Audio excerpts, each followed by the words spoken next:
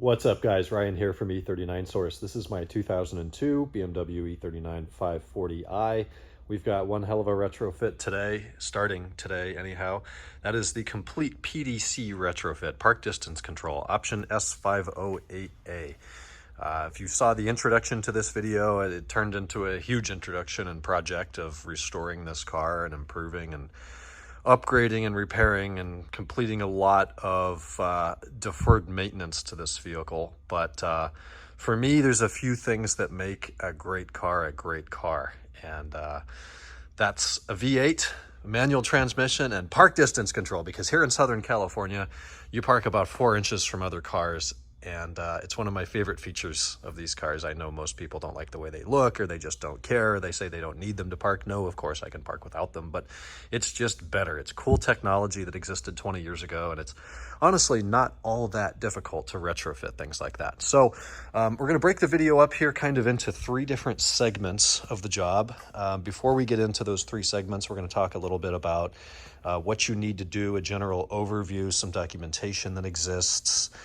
Part numbers, required part numbers will be in the description below this video. I'm not going to take a bunch of time reading out 11-digit numbers when you can easily click view more or whatever it says down below and get all those part numbers. You can copy and paste them, and maybe I'll even put links to places where you can buy them, so it's super easy for you. So let's kind of start at the brains of the operation here, and that's the control module for park distance control. And this is a part that I acquired used. The part number I'm using ends in 406, though any of these should work. It doesn't really make much of a difference. If it's out of an E39 5 Series, an E53 X5, those will work just fine. The E38 7 Series also received front park distance control. I imagine it's the same module and would work in this car. The E46 only ever got rear, so you're not going to want to find one from there. But the 406 part number is also what I have in my M5. I've got a little bit of experience doing park distance control retrofits. My 2000 M5 here came with rear park distance control. I retrofit the front, which was about half as much work as we're going to be doing here, starting from scratch on an 02 540 6-speed that did not come with park distance control. It has rear sunshades. We don't even have heated seats. We do not have split folding seats. I've deleted half the sunshades already out of the rear doors. I hate those door sunshades. So we do have some wiring and some fusing to do in the center console. We'll get into that more a little bit later. So back to the PDC module. We've got 3 electrical connections on the module.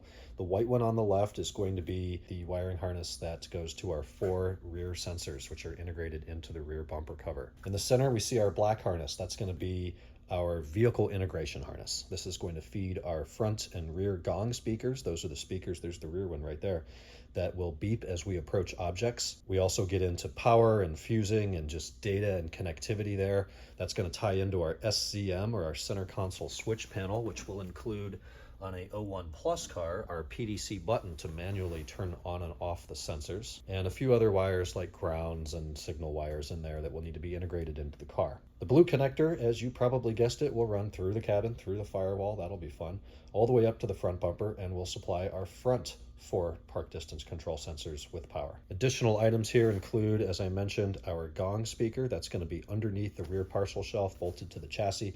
It uses 1 nut, which is down there, to secure it. In this bag here are just 2 nuts that are going to secure our PDC module and bracket. Mine came together, but they are separate parts. That'll secure that into the trunk. Moving to the right, that's our center console switch panel, which I just mentioned. And then in those 3 bags, those are our sensor harnesses, front and rear, and our power and data harness. Replacement of the bumpers is not at all required for this job. Due to several reasons, I am replacing the bumpers on this car. The front one is really mangled up. The mounting holes are washed out. The mounting points are broken off. It's not attached well. It's chipped, it's dented, it's torn. It's just time for a fresh bumper. The rear one here has some damage right in this area that I was initially planning on ignoring, but you know how I get involved in these projects, and A turns to B turns to double Z. So we are replacing the rear bumper as well. I just picked these up today from the paint shop. They've been painted to match code 472, sterling gray metallic. The paintwork here is exquisite. I'm really happy with how they've come out so far. The paint on the car honestly isn't all that good. The trunk lid's been painted really poorly, and so has the roof. Tons of orange peel there. The color's off. You know, that's something maybe I'll address later, but maybe not too. So anyways, new bumpers. I've gone ahead and replaced fog lights all the trims, the brake duct coolers. This part's on real OEM, though I've never seen a 5 Series with it. That's the front spoiler, as they call it, which just clips on. I don't know that I'll keep that. It looks like it hangs down low. It's just something to catch on parking pylons and get ripped off. So we'll see. Get the bumper on the car in the upcoming days and see what happens with that. But I've already put the hardware in here, kind of done everything to this bumper except putting in our impact strips, and that's what I'm going to call these guys. Now, on the M5, the 2 rear center park distance control centers are integrated into the bumper. So if you were retrofitting this on an E39 M5, you would need to replace the entire bumper. On the 540, the rear sensors are integrated into this trim strip, and you would need to replace all 3 because there's 3 pieces. There's a left corner, which integrates our far left sensor.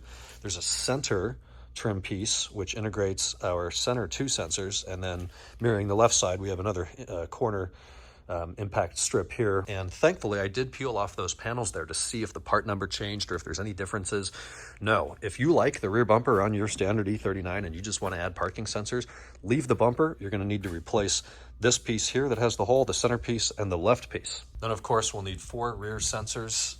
They are extremely expensive from BMW, and I don't know that they can be purchased in paint matching colors anymore. If they can be and you're willing to spend nearly $1,000 on just 4 rear sensors, be my guest. Otherwise, I'm going to try my luck with these the cheap ones on eBay that are about 40 or 50 bucks a piece, and they come painted to match, not perfectly, but close enough.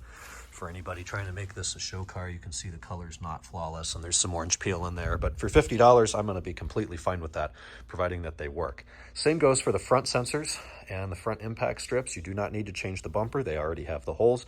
The bumper carrier is an aluminum piece. That's the actual structure of the bumper, that if you were to be in an accident or a fender bender, that's what's going to take the brunt of the impact. This is just a plastic cover, and neither one of these bumpers have those in there.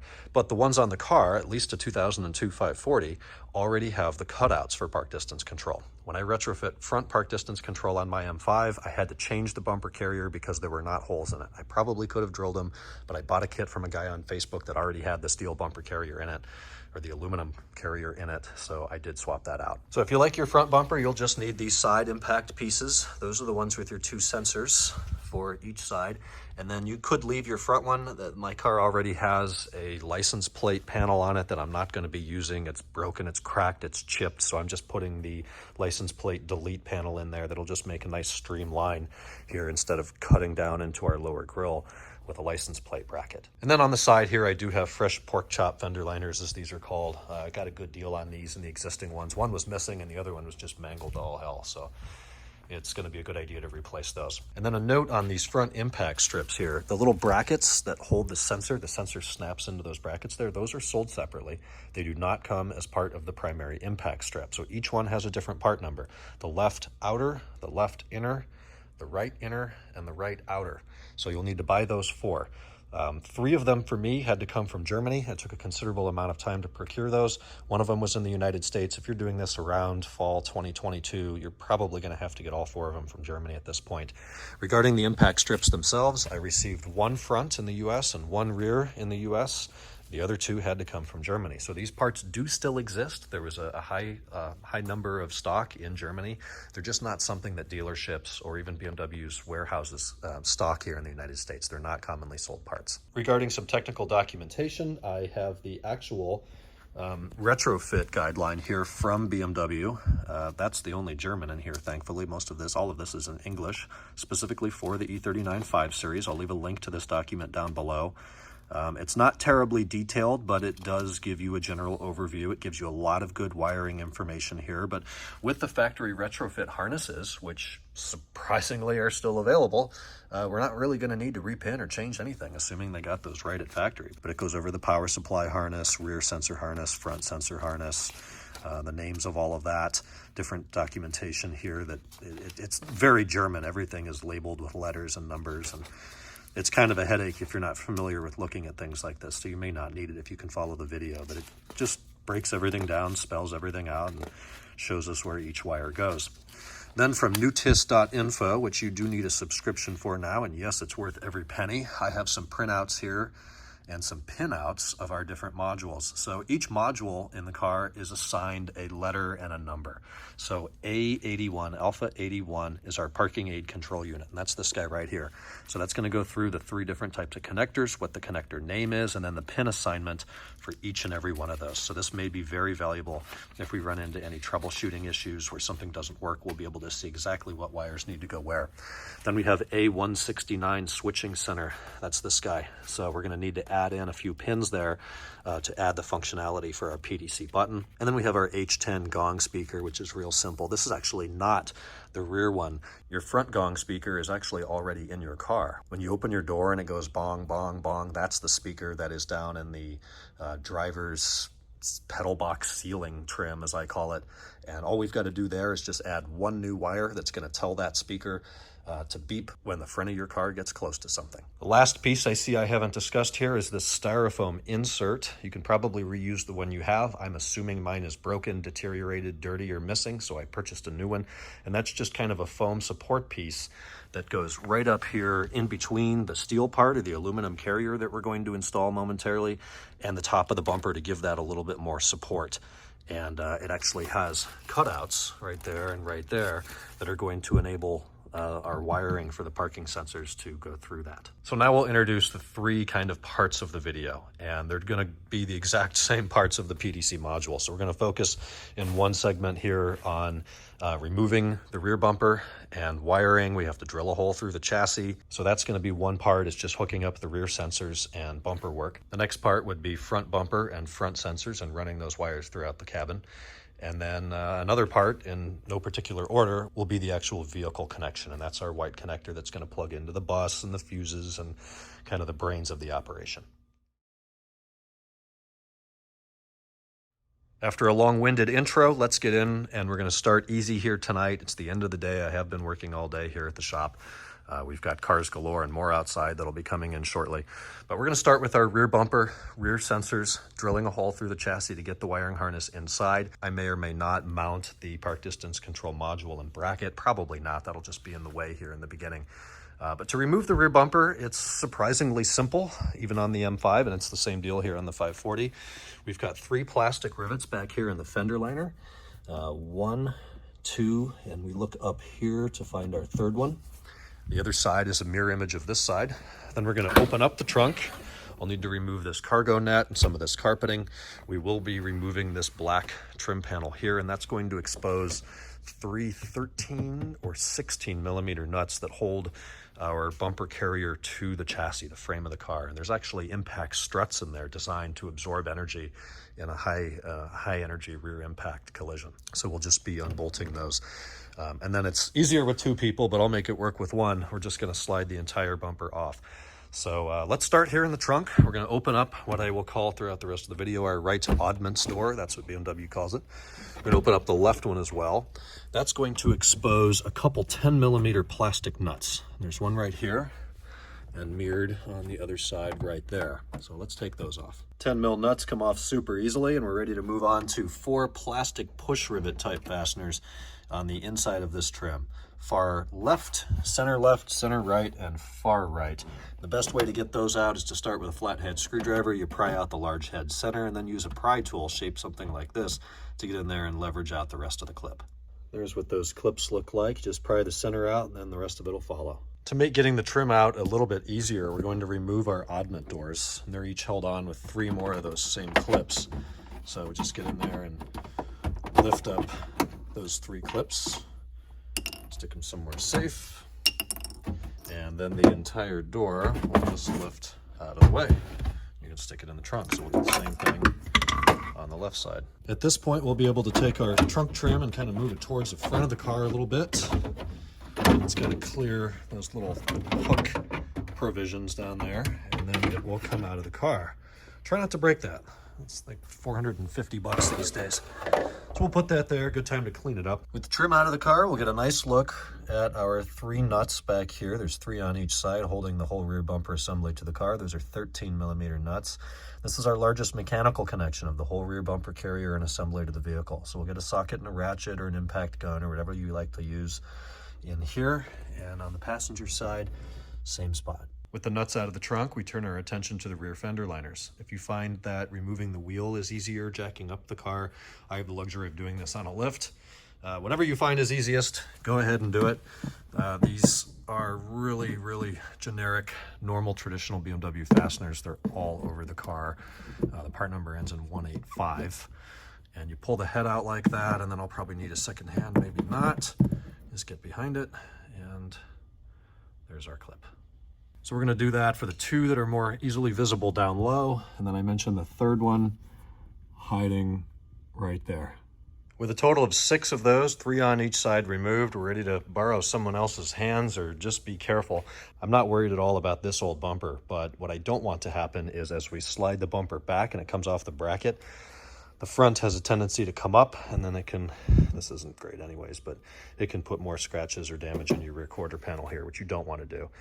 So the objective is just to come behind the car. If you're a one-man operation like me today, grab it in the center, pull straight back. The whole thing will come off. It will be fairly heavy since we're going to have that steel or aluminum carrier and the struts still in place. Here's a look at things about 90% of the way out. We can now get a look inside. Here's our old styrofoam piece. This is the bumper insert or bumper carrier, and then we've got our struts as well. So at this point, you can just come in here, get a good hand on each one of those, pull the whole thing out of the car. Here we go, back of the E39 with the bumper off. Great time to just take a damp towel in here and wipe off some of this desert dirt that seems to be plaguing this car. It's been everywhere. These little trunk flaps here, as you open up the trunk, you would get too much of a vacuum without those, so it actually allows that to breathe, and closing the trunk as well. As you close the trunk, it'll just blow some air out of there. That's what those things are for. The bumper guides and brackets, you want to take a look at these plastic pieces, make sure they're not damaged, broken, bent, anything like that. If you don't have to replace them, it's best not to, because then you've got to realign them. There's 2 10mm bolts in there, and there's some play in that bracket that affects how the bumper fits the car. So since this one was fitting fine, and I'm not aware of any rear end collisions this car's ever had, we're just going to leave that be. I put the old bumper over here, and step number 1 is just going to be removing this foam insert, which looks like it is usable, but though it's a tight fit. So we'll kind of pull back on the plastic here and just work it out from the bumper carrier. If you are not replacing your rear bumper cover, there is no need to remove the steel carrier from the old bumper and move it to a new one like I am. At this point, you can simply unclip your old impact strips, put the new ones and the sensors in, and proceed to drilling the hole in the chassis for the wiring harness. With the styrofoam out, we can now identify the fasteners that are holding our bumper carrier onto the bumper itself. And those are just going to be a bunch more of those clips like we removed from the rear fender liners right here with a pry tool. So there's 3, 4, 5, 6, 7 on the top side. And then I can see the bottom of those clips here, 8, 9, 10, 11, 12, 13. So if I know how to count, there's going to be 13 of those.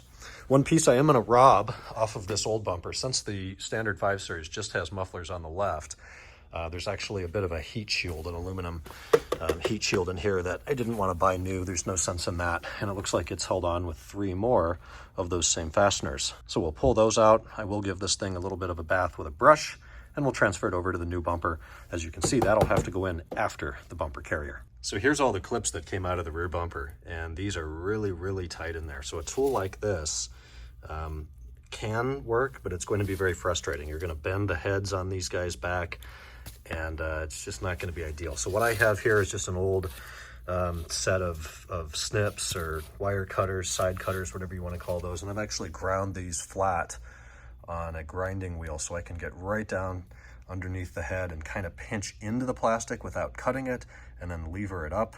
That worked for most of them. One, I pinched too hard and it got cut off, so I cut off the other end and then just kind of pulled and pried until it fell out of there. So a whole bunch of those later, and we're done. The bumper carrier is separate from the bumper cover. I'm going to take this bumper cover, get it out of the way, lay down some towels so we don't scratch up our new one. Probably will clean that up a little bit, and then we're just ready to just purely transfer that over to the other one using a bunch of new clips, new 185 clips. They're about $1 a piece or less. Got our new clips lined up in the holes. You want to make sure that they go all the way in. I actually took my pry tool like this and just pushed down on that to get one more click, fully locking the bumper to the bumper carrier. And at this point, if it's anything like the M5, these are real tricky to push down into place here. just because it's a super tight fit. Ordinarily, when these go in plastic, you just push it with your thumb, but I'm going to start pushing these in. I'll let you know how it goes. Just as I remembered, those were quite difficult to push in. You're going to want to use leverage. Here is your friend. So I've got this pry bar with a little kink in the end like that, and that worked perfectly to put in here, and then just use this upper lip of plastic. It's not enough force that you're going to worry about cracking or deforming the plastic, but that worked to push the pins down and all these upper ones. Keep in mind, if you're working at it in a position like I am, that the far ends, the bumper wants to droop and sag off of the carrier. So kind of pull it up on the outsides and support it so the holes line up. These down here are probably the hardest. I ended up using a set of channel lock pliers like that and just forcing the pins down in and gripping it like that, and all of them have gone in. So I cleaned up the heat shield, 3 more 185 clips, and the part number on those clips I'm using is right there. 3 more of those hold the heat shield on, and we're pretty much ready for our styrofoam piece at this point. Now I'm not going to put it in yet because that will block access to our center 2 sensor electrical connectors. So the way I generally do this is when I'm putting it back in the car, you're going to line these 2 struts up with the holes in the chassis right where they came from, and just kind of let it hang out about 6 inches, like when I showed you before I pulled the bumper off. And that's where we're going to make our electrical connections to the park distance control sensors, in addition to installing our styrofoam. Then we'll be able to push the bumper back forwards into the car. So obviously still have some cleanup to do here still. But up next, it is time to drill a hole in the car, and that's always fun, isn't it? So the module itself is going to be right back here. We're going to share these 2 nuts that are battery brackets, I guess, that little corner trim piece. So we'll be taking those 10s off, and then there's a plastic push rivet that goes somewhere up in here. It might be this hole, or maybe there's another one behind that sunroof drain. Somewhere there's another hole to secure the bracket in there, and it's actually the same clip that's used up here on the trunk trim. That part's not on real OEM, but I looked in my M5 and it's exactly that. So I'll leave that part number down below as well. At this point, I'm going to reference the factory documentation for exactly where and how large to drill the hole. In fact, it looks like there's even a little like center tap in the chassis there. I wonder if that's where the hole's supposed to be. It looks like it is.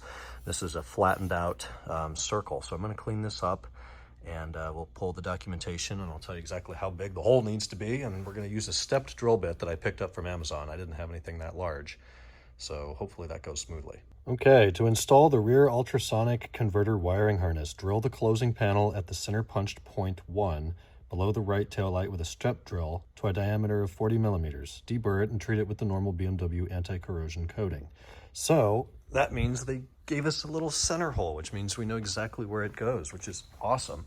Gave this a nice little wipe down with simple green, and it looks like it's going to be right here. So maybe I'll drill a pilot hole. I'll have to get a look at my step bit and see if that's a good start for it. If not, we'll drill a pilot hole in there, and then we're going to bore that out to 40 millimeters.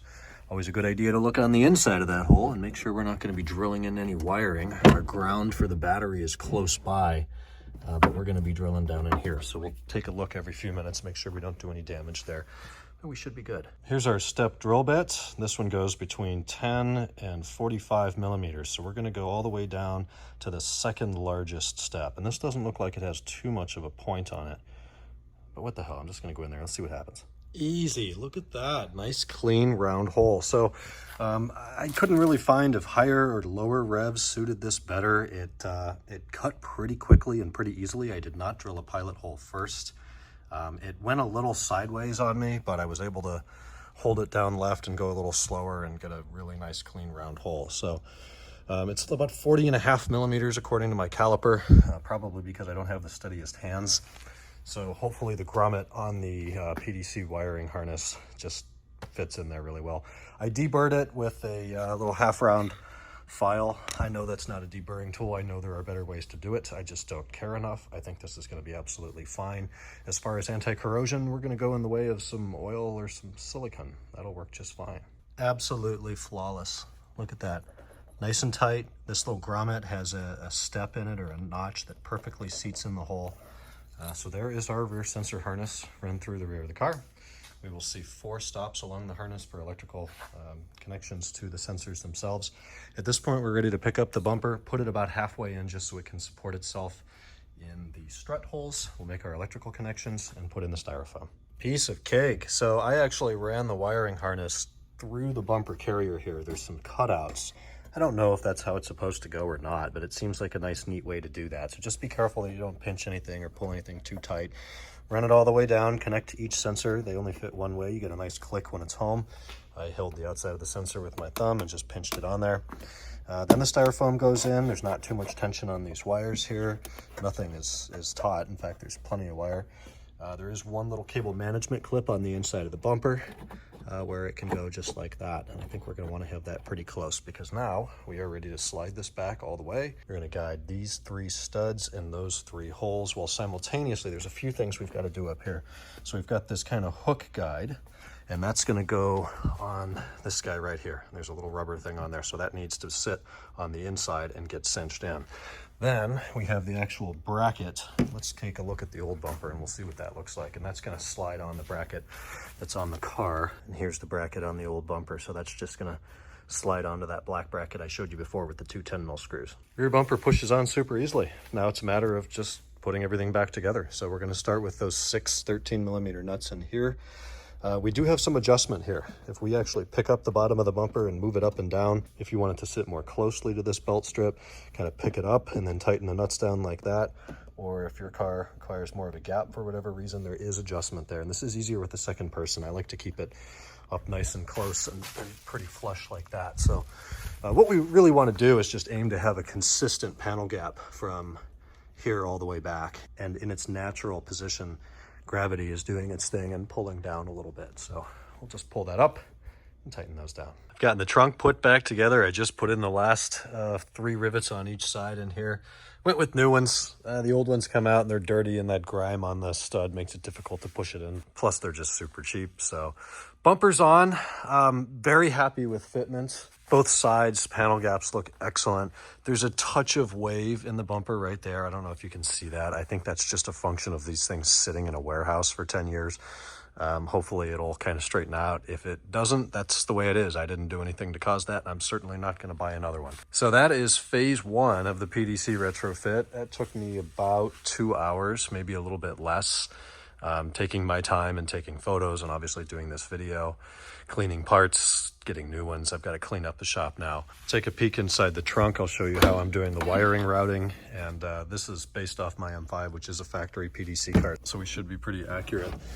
So we come in down there. Excuse the mess. I haven't tended to this part of the car yet. Behind our battery ground cable, you can see the grommet come in. Then I just come up and there's a cable tie right here. So open up the cable tie and add our new wires into that. Then as we work our way over towards the front of the car on the passenger side, we go behind this piece of chassis, this structural brace, and it looks like that. And then I'm going to run it behind the sunroof drain, and right now just leave it right there. Eventually, as the module goes in there, that's going to plug in right there. It's daytime. We're back for part number 2, and that's going to be the front bumper, front wiring harness, a lot of disassembly throughout the cabin to route the wiring. We'll get a look at the part. This is the blue connector for the PDC module. It's quite a long harness since it's got to go all the way from the trunk up to the front bumper. And it's a simple harness, one blue connector over here for the module, and then 4 different connectors for each of the front park distance control sensors. So I'm gonna have to make a few decisions here. If we're going to start in the trunk or if we're going to start up here at the front bumper. I think personally it makes more sense to start at the bumper and route 1 connection backwards versus routing 4 connections forwards at various lengths. So I'm going to take a peek at the documentation at that PDF I showed you yesterday, study that, see what they think the proper wire route is. I do believe, since the module's in the passenger side trunk, but I think the wiring eventually crosses over the car somewhere and comes up and will end up here behind the driver's headlight or fender liner area. So we'll also be covering front bumper removal. Similarly to yesterday, I'm doing a bit more work than you are. If you're keeping your bumpers, you won't have to be moving the carriers around, but I'm replacing everything that attaches to that bumper, so a little bit more time consuming. After studying the BMW documentation, it does indeed want us to start at the front bumper, behind the front bumper, starting all the way over here, running our sensor harness down, and then it's going to go down, starting at least with the driver's side of the cabin, through the firewall. So we're going to go ahead and start with front bumper removal. There's not a whole lot holding this bumper on here. There's 2 very large, long Torx, I believe Torx 50 bolts that go up from the bottom through the bumper carrier and onto part of the front chassis frame rail or front core support. So we're going to need to pull those out, which will likely involve removing some of these trims, because I don't think I see those bolts. They're probably right here. So these kind of outer grills will need to come off, and they're simply held in place with two more good old-fashioned BMW pop rivets. So we'll pry out the center on that one and over here on this one, and then this trim will wiggle out. Same thing for the passenger side. With the pop rivets removed here on the passenger side piece, it kind of hinges out top first, or it just falls out like that. Looking up here now, we see the hole, and there's our Torx 50 bolt. So if you care about your old bumper, be careful as not to mar the bumper finish with tools or sockets or whatever you're going to use to pull that T50 out. I couldn't care less about this one. Look how loose it is. Whoever had this off in the past, it's completely neglected. If we look under here, completely neglected to install even the clips that hold the bumper onto the bumper carrier. So I don't know what that's about. Talk about shoddy workmanship. I see now we're also missing a gasket in here. It's a pretty long bolt, not terribly tight, comes out like that. At this point, we're going to be able to move around to the sides of the car. The front fender liners, if you have them, will need to be detached from a few places. So where the primary body fender liner ends, right here at our fender and bumper interface, there's three 8mm screws or bolts that go along the top there. We can see the outer one right here, so we'll need to remove all three of those.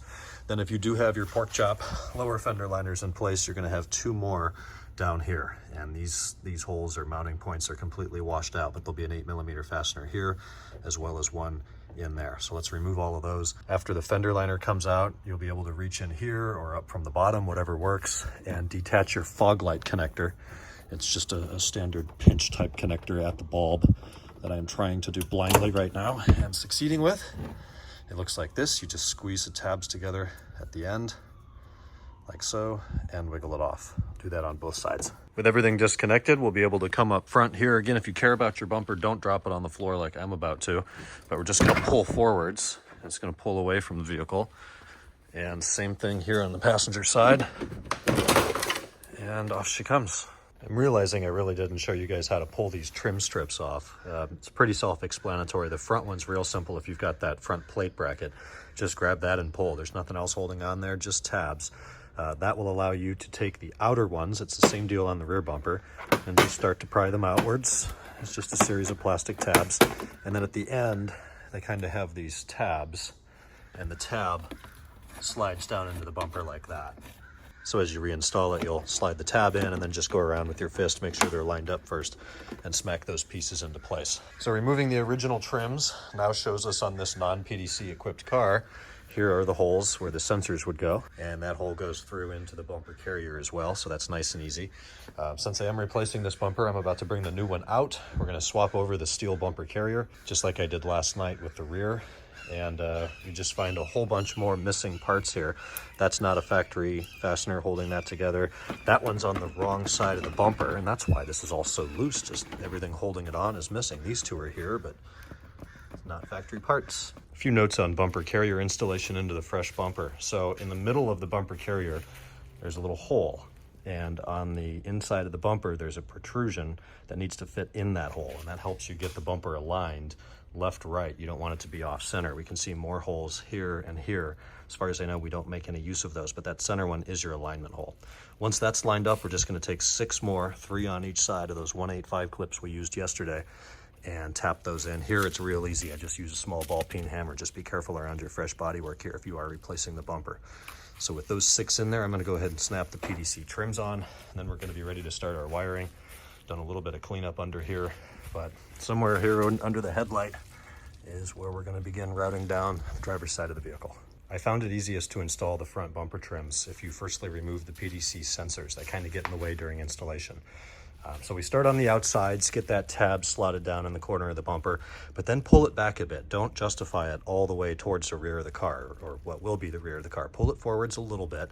Then at the end of these panels, these side strips, they have a little clip that will snap into a notch on your middle piece, if that's the delete trim like mine, or if that's the license plate frame. So those clips allow this middle piece to be perfectly centered, so you get an equal gap on each side, and they all clip together one way. So after about 5 minutes of fiddling, I got everything to snap in, and then I put the sensors back from the back side. So I started by plugging in the sensor wiring here on the actual sensors, and the leads on this are quite long. So I just took the extra cable length here and zip tied it, leaving myself enough wiring that if I need to service or replace these sensors in the future, I'll be able to do that from the front, so I don't have to take the whole bumper off. So with all of that tied up and fairly neat, I am leaving myself excess wiring right now as we begin the routing. I did run it behind the, kind of through the bumper carrier there. I don't know if you're supposed to or not, it doesn't say, but why not? So we're over here on the passenger side. We've got seemingly plenty of wire length. In order to start, I'm gonna make things a little bit easier. We're gonna take off this blue connector, and that's done by this little tab right down there by my dirty finger. So you pull the tab to the left, and that will allow you to slide the connector off that way. So there we can see the little tab that gets locked down in that groove. So once you release that tab, that slides off, and now we have a much smaller piece of wiring to run. So according to BMW's documentation, the first place to run the wiring is right where our fog light wiring comes out from. And there's a bit of a wire passage here that's going to show up underneath the driver's headlight. It's a nice big hole. I can get my whole finger in there. So we will take beginnings of our wiring, shove it through there, and fish it up under the engine bay. Wiring easily fits through that hole, and I just pulled the entire length through up here into the engine bay. For now, we're going to let that hang. We're going to get the bumper installed on the car, at least loosely. That will allow us to pull the slack out of the wiring and start running down the cabin. So for bumper installation, on the side of the bumper here, we have this groove. It's the same deal as the rear bumper, and that channel in there is going to slide down our guide right here like this. And if you're happy with your previous bumper fitment, there's no need to adjust this guide. But if you're not, you can loosen up the two 10s. These are the back side, so you'd have to remove the primary fender liners in the front, loosen up those 10s and adjust it, and that will impact your bumper fitment. So really this is ideally a 3-person job, someone to hold the weight of the bumper in the front, and then a person on each side to ensure that the guides are properly routed down into this channel. Bumpers on mostly, and wow, what a visual improvement. The old one was just really letting this car down. So with the wiring here, I pulled it a little bit more taut, but I want to leave enough wire that in the event I need to remove the bumper to replace an electric fan or something like that, I still can without pulling too tight on the wires. So I've left about a foot just kind of down here, be under the headlight and in front of the oil filter housing.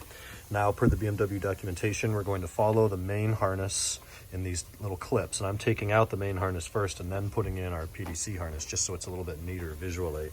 But we're going to follow that up here, and we're going to try to get through that grommet. I'm not sure how that's going to go to get us through that little piece of chassis and then into the brake booster box. So I've done this a million times on camera. Let's make it 1,000,001. We're going to remove the driver's side cabin air box. So down at the bottom, we've got one of those spring tabs, spring the sides and back it out. Then we're going to lift off our rubber gasket. We need to open and remove the door for our cabin filter. And we've got 3 tabs on the snorkel. Just undo those, loosen that up. Then we've got an electrical connector here on the hood security switch. And we'd lift the box up in that corner and just work it out like this. Great time to clean this out. Always make sure that these vent tubes are open and clear of debris. Same thing goes for over here where we've got pine needles. And now we can see the wiring route we need to run, following through here and then, through the firewall and into the cabin that way. Getting the wiring through this grommet here is going to be very challenging. In order to attempt to do that, I'm going to disassemble this electrical connector and take the 12 pins out of the connector. So I have gotten a notepad here and we're writing down each wire pin 1 through 12 and the colors that they are.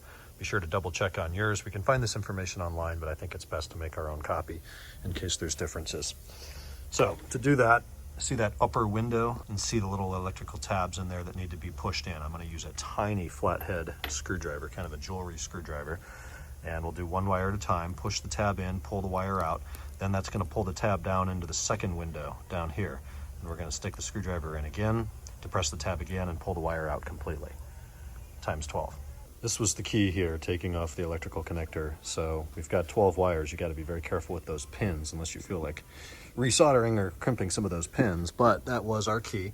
So right here at this grommet, there's some tape wrapped around that connected the grommet to the wiring harness. Peel that tape away. It's about a 4-inch piece.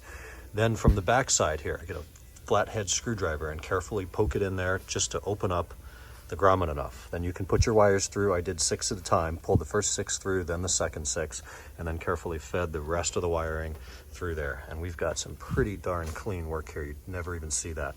Then you can use Tesa or Tesa tape to go over and replace that tape that we removed and get a nice seal there. So now that we're here in the brake booster box, the next step is going to be probably the worst, and that's running it into the cabin through the firewall. Looking down here, we see a few things. This is our hood Bowden cable to release the hood latches. We don't want to run it through that. This is our clutch line from the brake reservoir. We don't want to mess with that. And that leaves our electrical harness right below that in a tough to get to spot. So before we dig into that, Joy, I want to see what the other side of that looks like. So we open up the driver's door. We're going to come down here in the driver's footwell and remove the pedal box sealing, as I affectionately call this thing. So the first phase of that will be right back there by the pedal. That's a Phillips head screw. We're going to pull out that Phillips head screw, and then this carpet piece is going to slide back towards the trunk about 2 inches. That'll allow it to come off. This is why we slide it backwards. It's got these tabs right here that just have to be released. So with that off, stick it somewhere safe. Come back down here, we're going to see several more Phillips head screws holding this trim in. Several of which are up top here in the front. There's 2 I can see, and then there's going to be 2 more right here. And here in the back, we've got these quarter turn fasteners that just get turned 1/4, and that releases the top of the trim. Once those Phillips screws come out, the trim drops down, and then the last thing connecting it to the car is the gong speaker. This is our front gong speaker, responsible for the key and ignition lock dinging and seatbelt warnings and bong, bong, bong when the doors open. We will later be installing a pin in here for our front PDC beeper. It's the T4 pin, which is one of those smaller single pole pins in the center. In the meantime, I like to just squeeze these little tabs on the end and remove the whole speaker from the trim, rather than unplug these connectors. These connectors are always really tricky to unplug for some reason, so I just take the whole speaker out.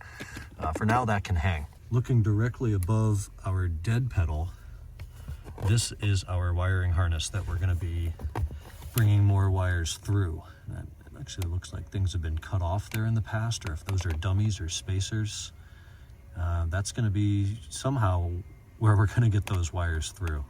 So we will be removing this guy as well. This is our dead pedal kick panel, and to do that we actually start here on the chassis right by the BMW door sill, and this black kick strip pulls straight up. There's 3 plastic fasteners that hold it into the chassis, 1 in the center and 1 at each extreme edge. So you're best off to just get some fingers under there and give it a good firm pull straight up, and we'll get that off.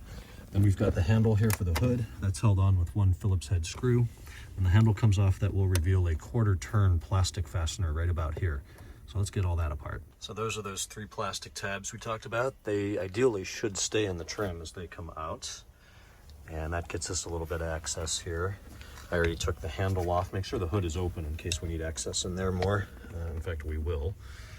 So now we see the little quarter turn fastener like that, which turns and then pops out. The dead pedal is always a tricky part to get out of these cars with the US dash. The US dash is significantly lower than the European dashboard that my M5 has, so this thing has to be bent a little bit. You can manhandle this. This is pretty flexible plastic up here, so you kind of want to start in the top and pull away, and it's just held in with all these plastic tabs. These 2 have little rubber anchors on them, but these 2 guys here slide in here and here. The only electrical connection we need to be wary of is the trunk release button, which is this blue connector, and it's got a little tab on it. Squeeze the tab, pull the connector out, and then just wrestle this out. It kind of comes forwards in towards the tunnel and eventually will work its way out. So here's the grommet that goes through the firewall by the brake booster. I removed the entire thing. It opens up with 4 different connections. So we've got plastic tabs there at 9 o'clock that need to be pulled out at the bottom and then separated.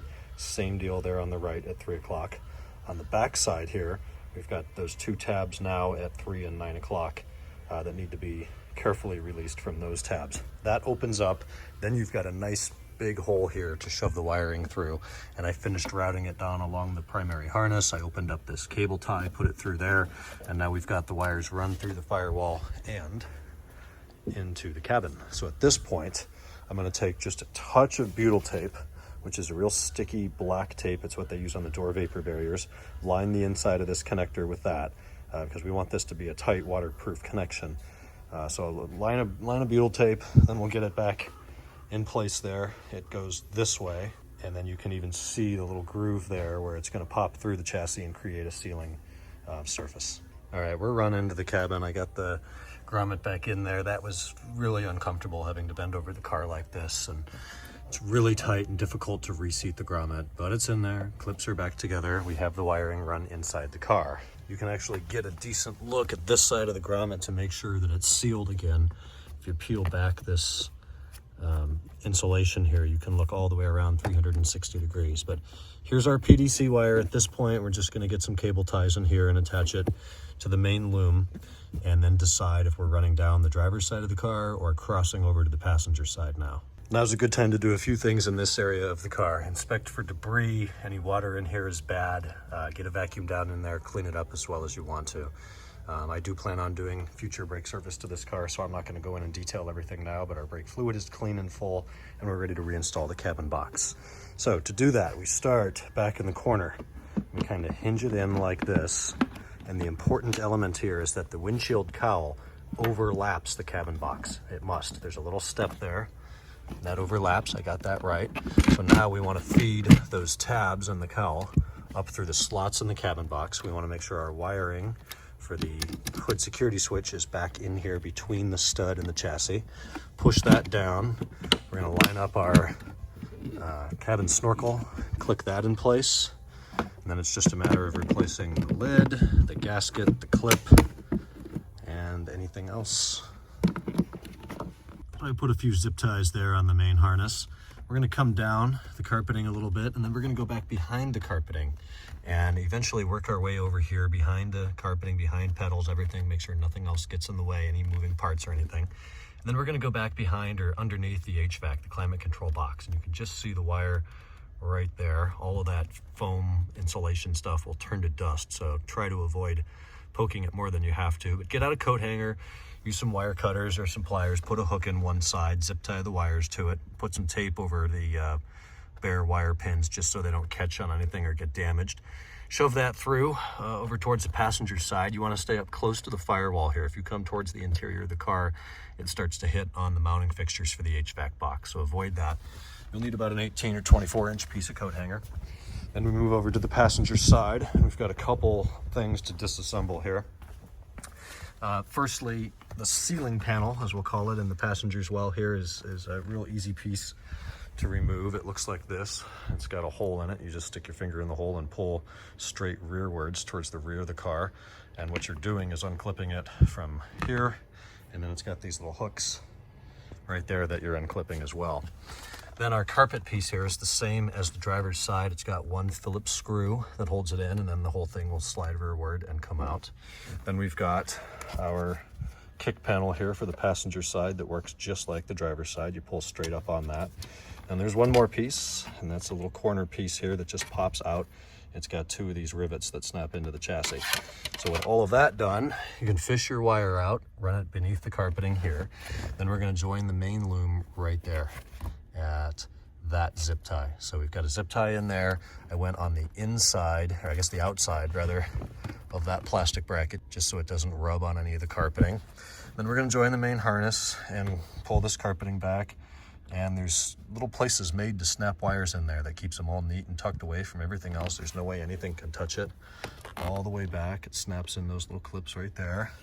And I'm all the way to here. So we've only got about 6 more feet to go, but now we've got to go through the B pillar. To keep moving rearwards, we're going to need to take some things apart in the back seat, starting with at least the backrest cushion for now of the back seat. So you get a hand right here in the corner, pull up firmly on both sides. That will release it. Then it will slide forwards, and you can take that out of the car and stick it somewhere safe. With the back seat out, we can peek in here and find a 10mm fastener right there. And on the passenger side, at least for now, we're going to want to remove that. I almost took it off the driver's side. Over here, passenger side, 10mm, that's going to hold in our kind of kick plate trim in addition to our back seat. So I suppose we will be removing the driver's side here eventually. but that comes out and looks like this. B-pillar trim's held in with 3 tabs down below, so just get a hand or a tool under there and pry outwards. Clips always fall off like that, so I don't even bother putting them back in until it's time for reassembly. You can continue routing the wiring down here. There's several cable ties that you can either open up and put the cable in and then close, or just feed the cable through. I found that to be a bit easier. And at this point, I'm all the way up here. You can unhook the carpet there and kind of pull the carpeting back and just get a nice clean connection in with the primary loom. Now we're ready to go through the rear firewall, as I call it, and that means we've got to remove the rear seat backrest cushion. Now this is different if you've got the folding seats or non-folding seats.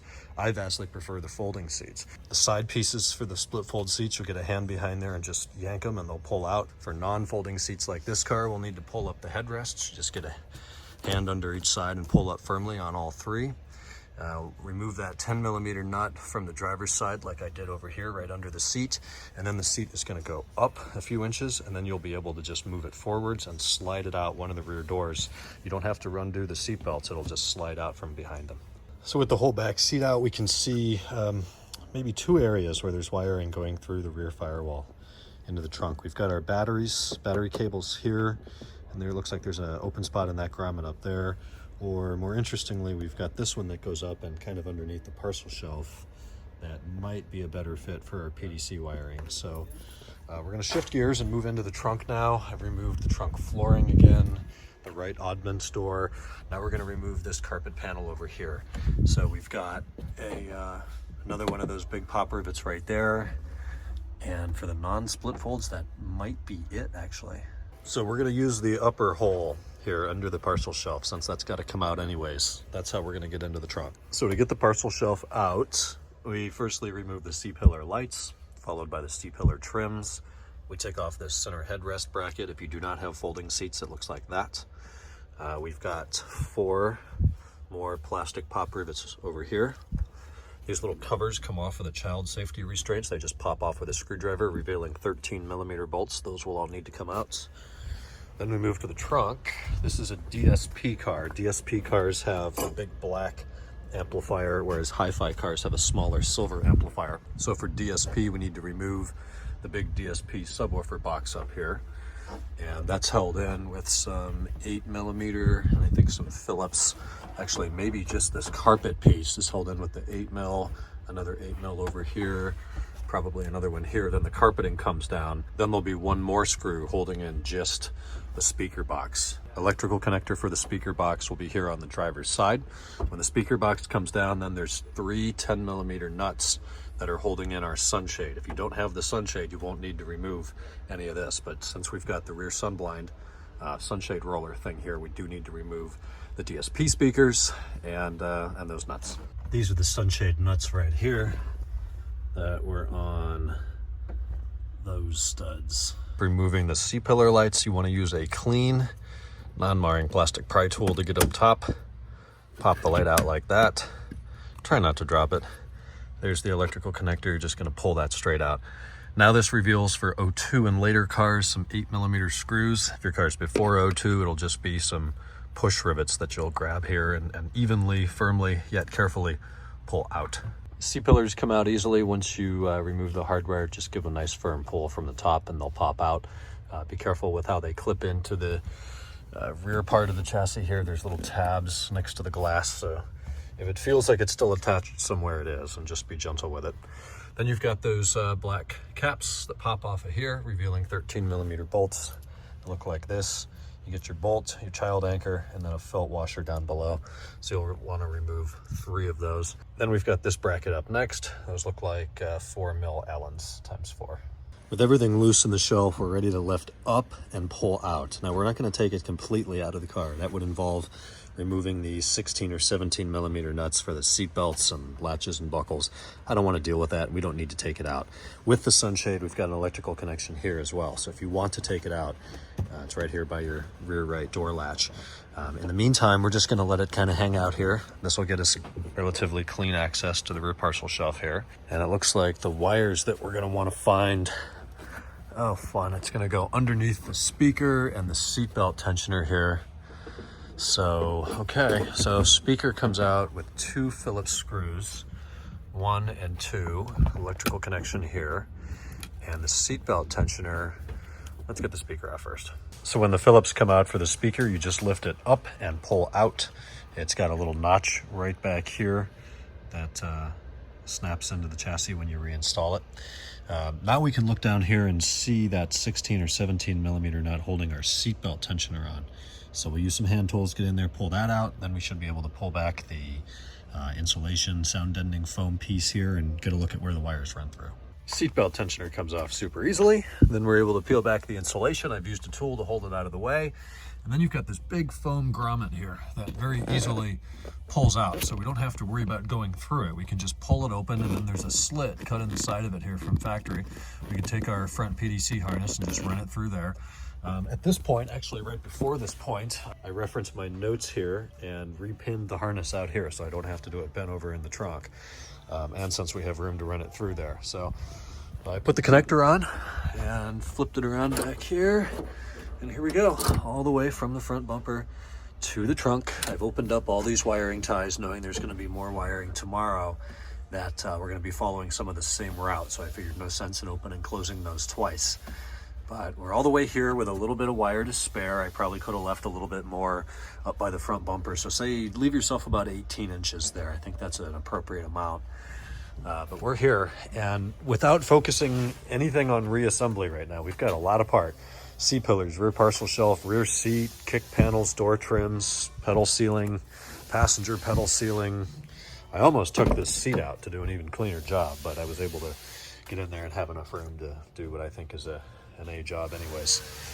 But that is kind of part two. The front bumper's installed and the wiring provisions are made. So we'll pick up tomorrow, Saturday, with a good old friend and helper here, and then we're going to run the actual brains of the operation, the power and bus and data harness up into the car, connect it to the speakers, and really dig into that part. And at the end of the day tomorrow, the hope is we have a functioning system and we can then reassemble a whole lot of stuff.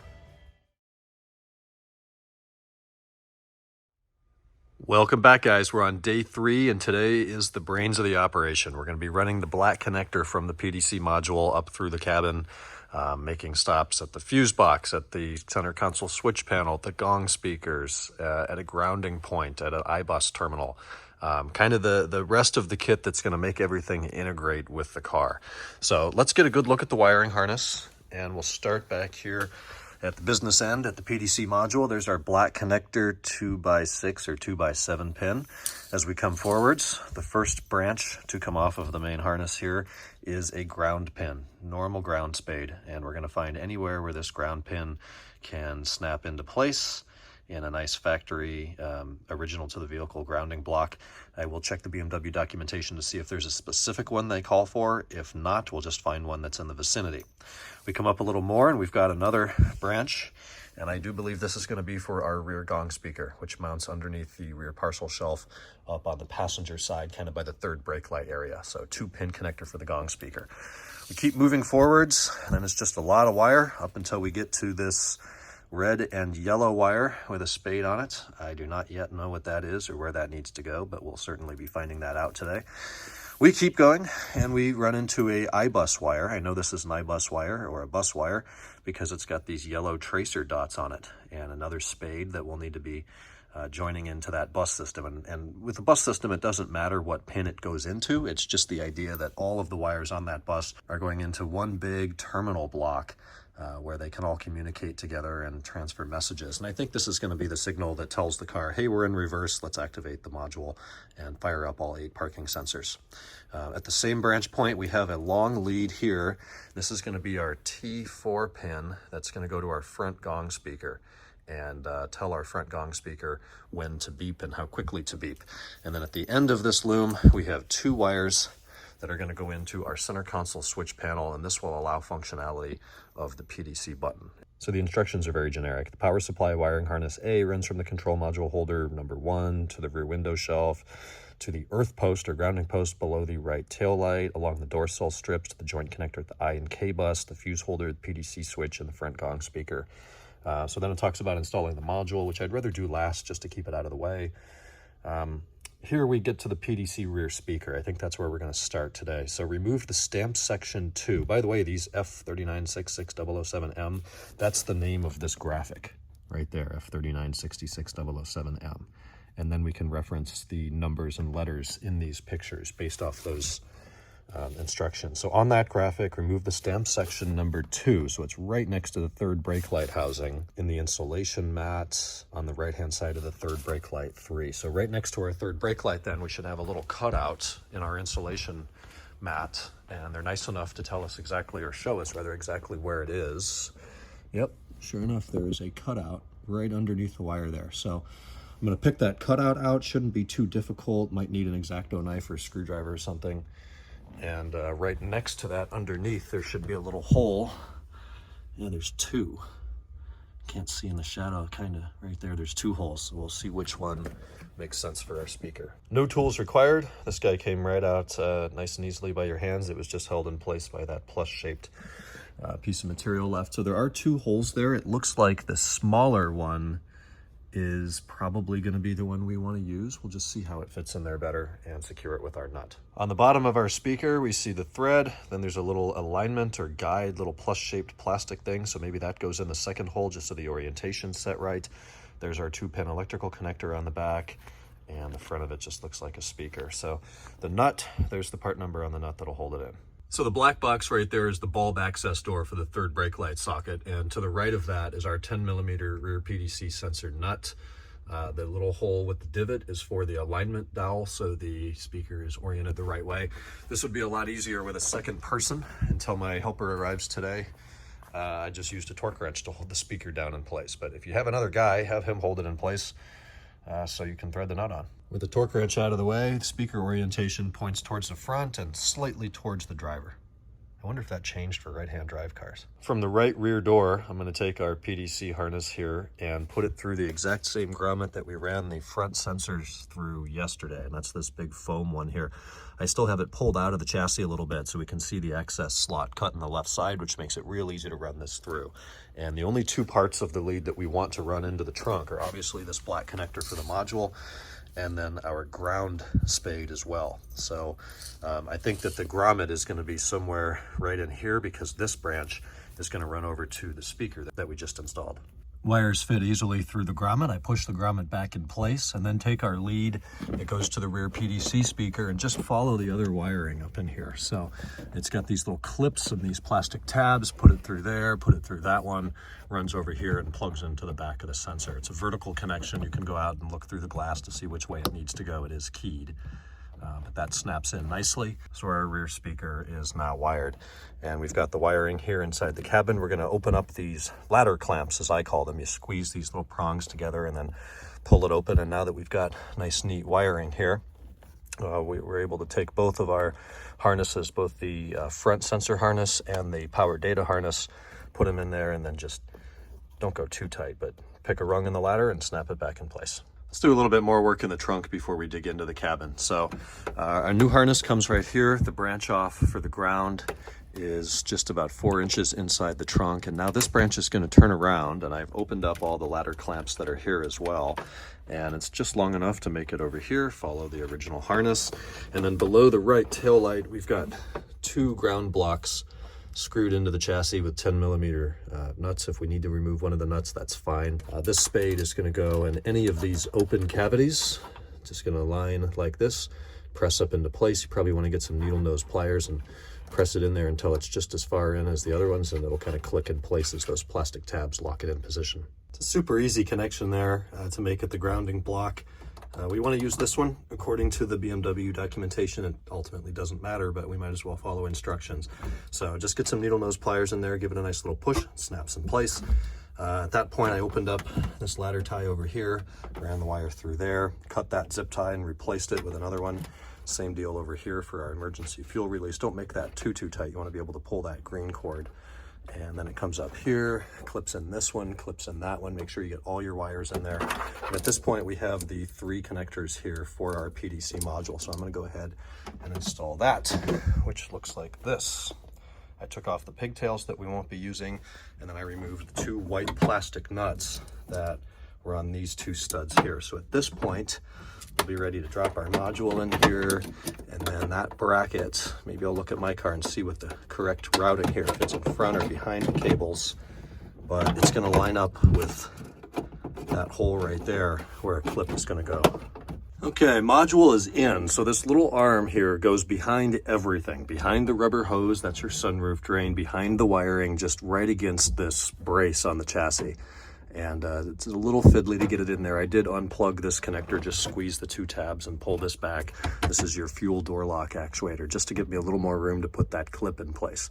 So that clips in, 2 10mm nuts down here. I plugged in all 3 connectors. Plug the blue one in before you snake the module and bracket back into position. It's going to be a lot easier to get access there. As you can see, the bracket kind of obscures that connection. So we pinch the little tab here on these 3 connectors, swing the gray arm open, line it up, push it in, and then slide the gray arm, rotate it 90 degrees down to lock the connector into place. So in theory here, we are done in the trunk. Everything's neat, following the factory wiring up through the grommet and into the cabin. And at this point, we're just gonna switch gears and go completely inside the car.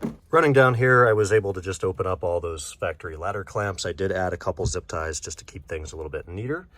There's one more ladder clamp kind of right at the base of the B-pillar there that's much more challenging to open. You don't have to. I was able to find out that with a long flathead screwdriver, I could open up half of it and then just wrap it over and get that through. So then we get past the B-pillar up here to the front where we find a Kenan. Thanks for coming to help, Kenan. Howdy, happy to back. And in here, we're just going to use the same wire management, this big black plastic cable guide, and it's got these snaps in it that easily accept more wires. So we've got both harnesses running there. We're all the way up to the base of the A-pillar. This is where we have our red and white, we'll call it the McDonald's connector, where I don't know where that goes yet, but we'll get to that. And we're gonna go ahead and remove the glove box at this point. Fairly simple procedure. We've got a strap on the right, we've got the strut on the left, and at the base of each one of those, we have these small clips. And you need a pick tool or a flathead screwdriver to just get in there and pry up the edge and take that off. Once that happens, you'll be able to just pop the strap and the strut right off. Then with it closed at the bottom, we had that piece of trim in here that we removed yesterday. We can see 2 10mm nuts, one here and one here, that hold the glove box onto the hinge assembly. No need to completely remove those nuts, just loosen them up all the way to the end of the stud. And then you're going to go ahead and pull off your strap and strut. Kenan, if you could pop that strut off for me. Then the glove box will fall off. We'll have one electrical connector at the back for our flashlight. It's got tabs on the top and bottom. See if I can do it blind. Pinch and wiggle, and off comes the glove box. Put that in a dry safe location. Here is our connector for that. So we just squeeze those tabs and pull. So a lot more room now. Back up in here somewhere is where we're going to be adding that white and yellow stripe wire into one of those big blocks like that. I think I'm going to assign that to Kenan since I don't know what to do. But up next, we're ready to figure out what this one's for. So let me consult the documentation, and we'll be back shortly. So the instructions do not make this terribly clear where our McDonald's wire goes. According to a comment on a YouTube video posted on E39 Source by Hassan years ago, there's a block underneath the passenger front seat where that should go. So we're going to take a look. Move the seat all the way back. That will expose 2 Torx 50 bolts in the chassis. Remove those. Move the seat all the way forwards, all the way up. Recline or decline the backrest all the way forwards. Remove the plastic trims off the rear rails. There's 2 more Torx 50 bolts. From the rear, the seat belt is attached to the seat frame with another T50 bolt, and this one is right here, nice and easy to see with the seat up. And then the last thing we've got to do is this little bracket here, and that's responsible for moving the seat belt and the B-pillar up and down. And it's got this little swing tab that with a screwdriver, you can put it right there at 11 o'clock in that hole, twist it. That will allow this pin to rotate down 90 degrees, slide the pin out, and then this bracket will come off of the seat. Then we'll be able to get the seat as small as possible by reclining it back to the end of this rail and lift it out of the car carefully over the door sill. With the seat out, we're able to pull the carpeting up completely like this. Underneath the carpeting, you will find a green piece of foam matting. Carefully remove that. It's got a little tab that kind of fits underneath here, but if you just pull that up gently and wiggle it out, you don't have to take off any of these nuts or rivets holding our rear foot ventilation in place. with all of that out of the way, now we can see this large fuse box here, and just in front of that is presumably the block that commenter is talking about, and the wires run into it and will install like that. So we're going to need to loosen up this whole piece here and hope that there's enough wiring lead here to make it in there. But I see a 10mm plastic nut here.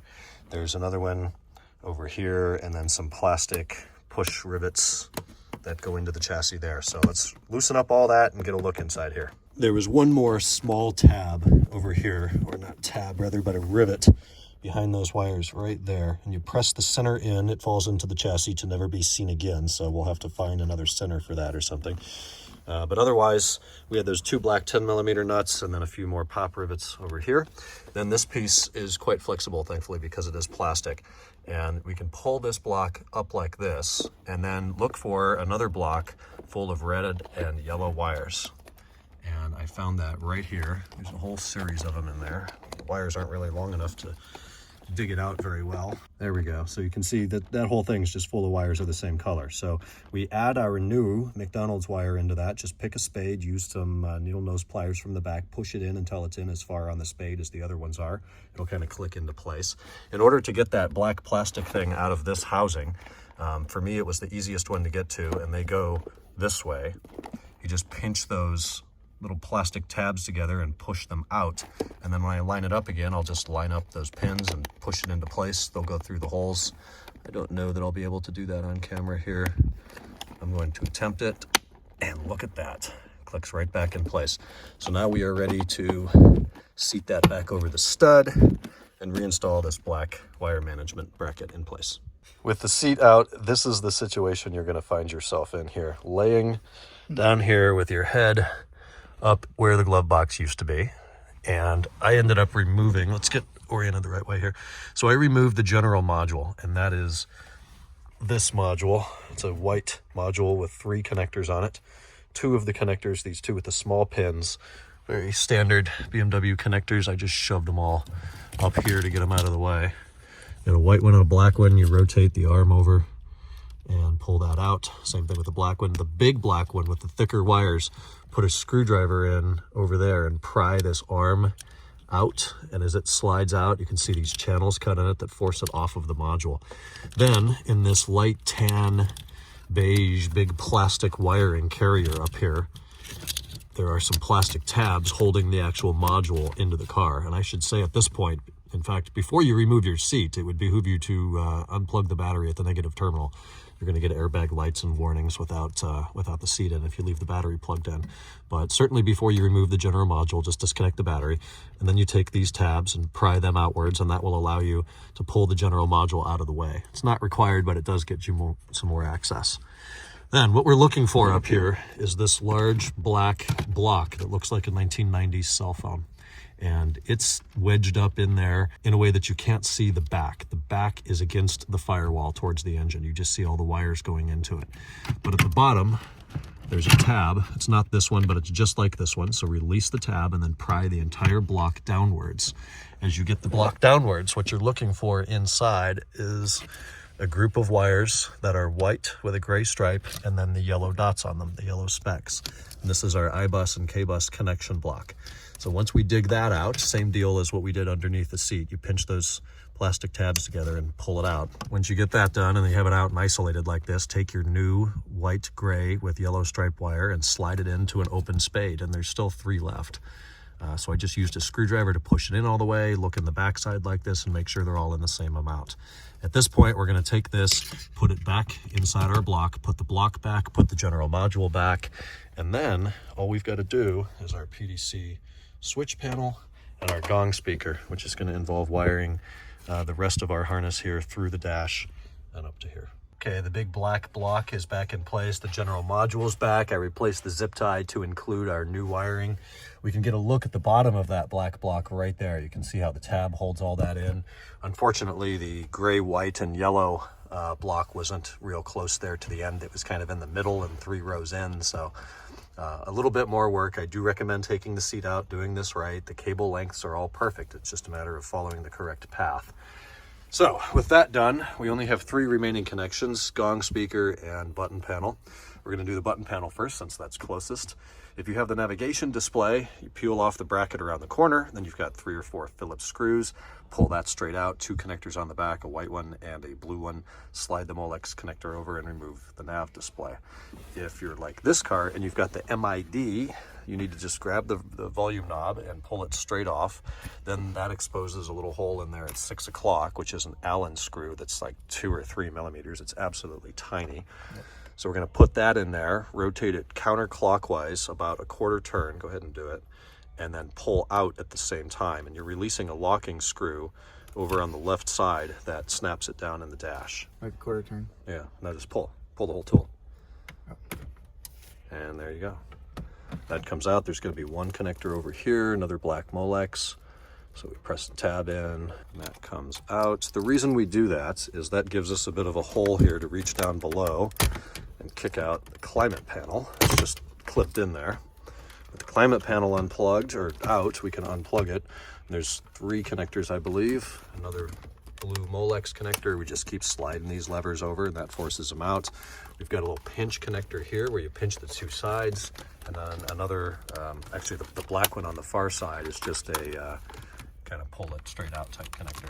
With that out of the way, we could shift the car down into 2nd, 4th, or 6th gear. If you've got an automatic, put it down in neutral or something to get some more room. Then you can reach back in the climate hole and push out the SCM panel, which is this guy. It's got one large connector on the back with tabs on each side. You squeeze the tabs together, pull that out. And when we replace this, what we're looking to do is whatever buttons you have, if it's heated seats, DSC, Sport, if you're in an M5, sunshades, whatever, find that panel plus the PDC button. These don't exist new anymore. You've got to check out eBay, and the first 2 weeks I looked, I couldn't find one, and then eventually one popped up in Texas. I bought it. It's in better condition than this one, and that's what we're putting in today. Now, to get to the wiring here, this black part of the connector will slide off, and it's got one tab on this side right above my dirty thumbnail there. So if we stick a screwdriver on the left side, pry that tab out, the black part is going to slide back towards me, allowing us access to feed in our new pins for the PDC button. So I'm going to make the decision now with the 2 branches we have left. I'm going to take the 2 that go here to our button panel. We're going to bring those back behind the dash and bring them in here. I don't think there's any sense in bringing our T4 gong pin around the front of the HVAC box. So we're going to follow the same wiring route we did yesterday with the front sensor harness for our gong pin and just go under and in front of the HVAC box on the carpeting. So we'll leave this branch, the single pole branch down here, and just bring in our 2 pole for the button panel. And to do that, I'm going to take off this piece of trim, which someone has done a very poor job with before. That screw is supposed to be black. We'll remove these 2 screws and get this plastic trim out of here, and hopefully that gives us a little bit more of a window to fish those wires in. Unfortunately, we lost a clip here, but feeding those 2 wires for the PDC button panel into the dash wasn't too bad. You can use a coat hanger if you like. I was able to just push them in there and then fish them out. Make sure you pull those through the correct hole, the lower hole for the center console switch panel, and then you've got your brown, gray, and yellow wire going to pin number 8 for the switch panel. And in pin number 9, you will put the brown and blue cable. We got the gong wiring harness run in front of the HVAC box with a coat hanger, just like we did before. When it comes out over there, I just added 2 zip ties to secure the cable to the harness, along with the other wires. And this is pinned in a way that it only fits in the spot where it goes. So it's this wire right here. So a couple zip ties there, and then the wire just disappears back behind the climate control box. So at this point, we connected the battery. We turn on the key and come inside, and we hit our new button, and it works. There's no air code stored in the module. It is beeping like that because there is a beautiful carbon black M5 in front of me. So that's a success, and at this point now we have a whole lot of reassembly to do, pretty much everything. So we're going to start that, and we'll get a clip for you at the end. All right, guys, that is one 2002 E39 540 with park distance control. So we had about 5 hours in here today running that power harness between the 2 of us, but we took the seat out. We did a lot of cleaning, cleaned every bit of trim that we took off, replaced some missing hardware. Honestly, the most challenging portion of this entire DIY is just all the fiddly stuff put together. We've got to remove seats, trims, rear parcel shelf, parts galore. You need a big old table to put all this stuff on, but Specifically, the most challenging part would certainly be the iBus wire back here, only because it's way up in there. If you've never really worked with these connectors before, or taken stuff apart in that area, it's a little bit fiddly. And then just the nature of where it is. It's up there kind of on the firewall. It's a real pain to get to. But once you get the block out of there, adding the wire is super simple, and then you just got to put everything back together. So that was probably about 2 hours earlier today, putting the rear parcel shelf and just everything, you know, back together, and following all the torque specs for the seats. And I'll try to leave that down below. It's 33 pounds for the seat bolts into the chassis. Use a bit of blue Loctite medium strength, and 36 pounds for the seat belt to the seat itself. Also, don't forget to reconnect the little wire thing down there under the seat that allows the seat belt to raise and lower with the B-pillar based on where the seat is positioned. And that's a long lost feature from BMW models. They stopped doing that, I think, after the E39. So back together and done. Don't make the mistake I did and forget to attach or plug in rather your rear sunshade. Thankfully, I was able to just kind of pry the seat out here just a little bit, and that connection is right here. And I only unplugged it because it was kind of stressing that connector a little bit too much, which I didn't like. But be sure you get that done before you put your rear seat in. I've scanned the car for codes. We've come up with nothing. Our DSC button functions there. Sunshade button now does what it's supposed to do beautifully. And PDC, the entire objective. Excuse the missing instrument cluster now. It's actually out for a quick repair of a stepper motor. But I wanted to give a quick note about coding here. Now, in E60 platform cars and E90s and newer BMWs, you would now have to add the option code S508A or 508A to the vehicle order. The vehicle order is something that the car has. It's just a long list of codes that tells the car what options it was equipped with from factory. That helps with module programming and tells software which modules to look to communicate with, and etc. Now, the E39 does not have a vehicle order. It has the precursor to that, known as ZCS, and it is not required that you do any bit of coding or programming or have any of those skills to make your system function. Simply by installing it, plugging it in, getting all of the wire routing correct, it will function as designed. However, if you are a power user, a coder, a programmer, someone who wants to open up NCS Expert on a laptop and go download the FSW PSW.trace out of the PDC module, import it to an editor, make changes, save it as a .man, and then execute an SG Codering command to make changes, then you're going to want to do some coding. Now, if you have no idea what I just said, ignore it. That's fine. But if you do want to get in there, you want to make this absolutely perfect, how the coding and programming would have come from the factory, then you will need to modify the ZCS, and you'll need to modify the ZCS or the SA number specifically in the EWS, in the cluster, to add PDC. This video is not going to cover how to do that. Setting up the laptop, having the correct software configuration, cable and cable drivers is the majority of the struggle there and of this required skill set. But even after that, this is just something that I have learned how to do with E39 ZCS and SA numbers very recently. A big thank you to IL for his help with that. I've got another quick note on fusing here. So if you're retrofitting PDC to a very, very base E39 and the only button you had down here was DSC, you actually have to run a few power circuits into your new SCM panel or your new console switch panel here. Now, if you already had sunshades and or heated seats, this is already done. We already have the wiring running here. I think it's fuse 17. You'll have to check the diagram, but we already have the additional voltage here. I think it's a supply line for terminal 15 or terminal 30. So this video is not going to cover that, but if you've come this far, you might as well study the diagrams on Nutis and just figure out how to run probably a ground and a power supply from the fuse box, install a fuse in there, and get you hooked up the rest of the way. So that's it. I'm going to wrap this up here. Please be sure to check the video description for part numbers, for torque specs, for specifics, the link to that PDF, kind of everything you need to know will be down there. If I leave anything out, you have any questions or comments, be sure to leave a comment down below. I'll get back to you as soon as I can. Thanks for watching this one. We'll talk to you in the next E39 source video. Take care.